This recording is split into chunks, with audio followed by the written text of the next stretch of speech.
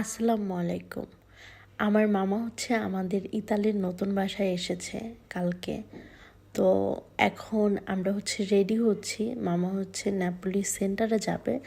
আর আমরা হচ্ছে যাব আমাদের পুরান বাসায়, যে বাসা ভেঙে গিয়েছে ওই বাসায়।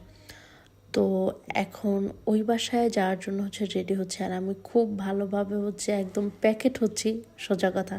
কারণ বাইরে অনেক পরিমাণে শীত, এত পরিমাণে শীত যেটা বলে বোঝানো যাবে না। তো আমাদের আবার কমুনাতে একটু কাজ ছিল, তো কমুনিতে গিয়েছি যে গিয়ে হচ্ছে একটা পেপার উঠাতে হবে মার জন্য। তো ওইটা উঠিয়েছি, মা আর মামা হচ্ছে ওই যে দাঁড়িয়ে আছে। তো কাজ শেষ করে আমরা যাওয়ার সময় একটু কফি খেলাম, যেহেতু বাসা থেকে কফি খেয়ে বের হয়নি।